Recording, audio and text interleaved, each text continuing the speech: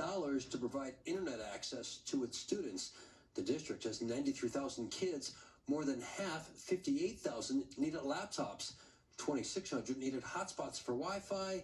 But not all the cost of remote learning can be measured. Ultimately, we want to get our kids back into our buildings because we know, education is something that is best done face-to-face. Mark Ferrandino is Deputy Superintendent of Operations.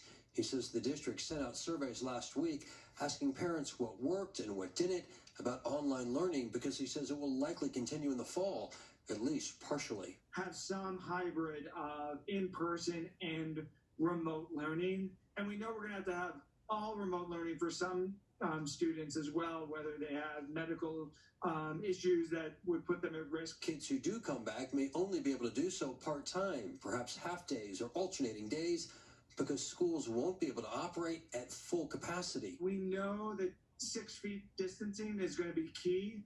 Local health officials have been saying that they think it will be required for masks, whether they're in hallways or sitting in classrooms.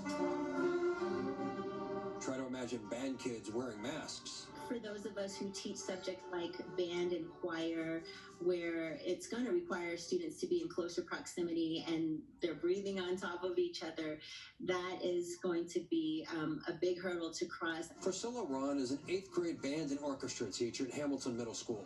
Teaching music remotely has been hard enough. There was a lot of inconsistencies with students turning in work and being held accountable for attendance. Not to mention computer issues downloading sheet music. She's anxious to resume in-person teaching despite the challenges. I think at the beginning of this, it was exciting for the students to be home and be on the technology, but the shiny has definitely worn off.